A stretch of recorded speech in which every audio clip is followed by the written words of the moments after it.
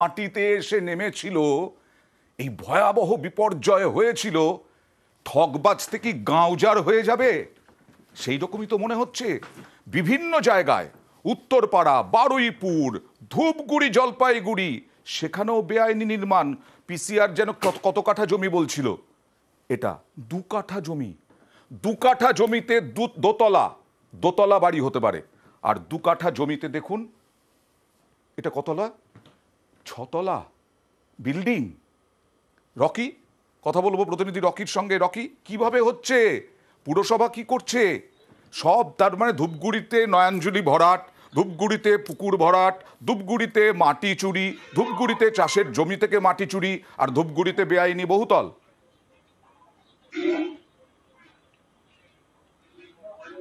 একদম তুমি যেমনটা বললে তেমনটাই কিন্তু ঘটেছে। কলকাতার গার্ডেন রিচের ছায়া কিন্তু ধূপগুড়িতে নিয়ম বহির্ভূত ভাবে কোথাও বা অনুমতি ছাড়াই তৈরি হচ্ছে বহুতল, যেখানে দেখা যাচ্ছে যে ধূপগুড়ি পৌরসভার অন্তর্গত এলাকায় 2+1 যেখানে G+2 হিসাবে 3 তলা বাড়ি করার অনুমতি দেওয়া হয়। সেখানে দেখা যাচ্ছে 3 তলা, 4 তলা, এমনকি 5 তলা বিল্ডিং উঠে যাচ্ছে।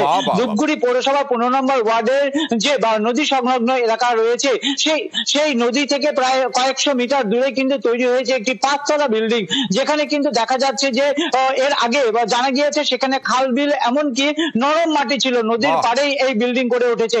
যদিও ধূপগুড়ি পৌরসভার তরফ থেকে কিন্তু এরকম ভাবে নির্মাণ করার কোনো অনুমতি দেওয়া হয় না, কারণ যিনি বাড়ির মালিক, মানে যিনি ফ্ল্যাটটা তৈরি করছেন, তারও অবশ্যই যুক্তি দেখে নেওয়া উচিত। আমরা সব পক্ষকেই যুক্তি সুযোগ দিই। 2020 সালে প্ল্যান পাস হয়েছে, আর G+4 প্ল্যান পাস হয়েছে ধূপগুড়ি পৌরসভা থেকে হয়েছে। না এক্সট্রা কোনো টাকা দিতে হয়নি, যেটা ট্যাক্স লাগে সেই ট্যাক্সটাই নিয়েছে।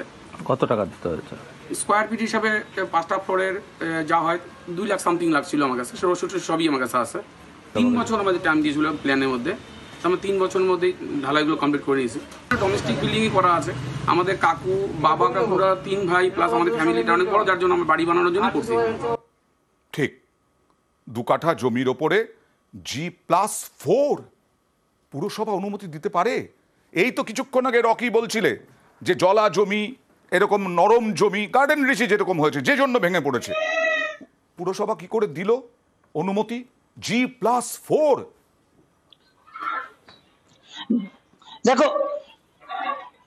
দেখো এখন কুমলাই নদী থেকে প্রায় কয়েকশো মিটার দূরেই কিন্তু এই বিল্ডিং তৈরি হয়েছে, যেখানে ধূপগুড়ি পৌরসভার এতদিন পর্যন্ত বহুতলে কিন্তু কোন রকম অনুমতি দিত না, কারণ সেখানে যে খতিয়ে দেখার জন্য, সরজমিনে তদন্ত করে দেখার জন্য ক্যাটাগরি ইঞ্জিনিয়ারের প্রয়োজন, সেই ইঞ্জিনিয়ার কিন্তু ধূপগুড়ি পৌরসভায় নেই। এই কারণে কিন্তু ধূপগুড়ি পৌরসভা অন্তর্গত এলাকায় অনুমতি দেওয়া হয় না বহুতলে, এমনটাই কিন্তু দাবি করেছে পৌরসভা কর্তৃপক্ষ। যদিও দেখা যাচ্ছে 2021 সালে 29 জানুয়ারিতে কিন্তু এই বিল্ডিং এর নকশা পাস হয়েছিল। তাহলে কি করে সেই নকশা পাস হলো?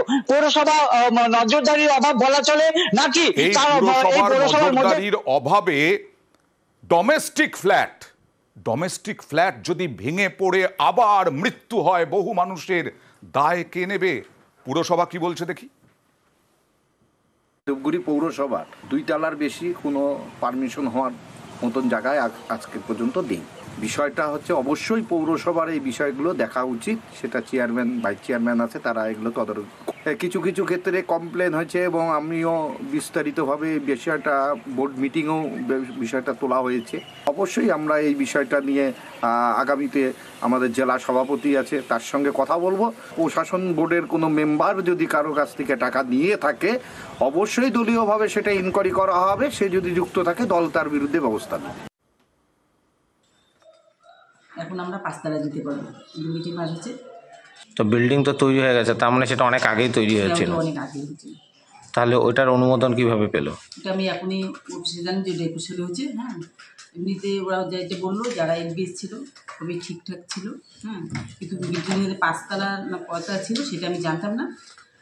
বলছিল যে ও তো এমনিতে অনেক প্ল্যান নিয়ে আসে, সেভাবে সিগনেচার করা হয়, কিন্তু সেটা তখন আমাকে জানায়নি।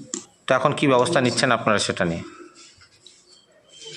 সেটা এখন ওনাকে সে কাজ বন্ধ করতে বলা হবে। কিরকম দায় সারা, জানেনও না, দায় সারা বক্তব্য। আমরা কিন্তু লক্ষ্য রাখবো। এরকম ভাবে তো প্রাণ যেতে পারে না।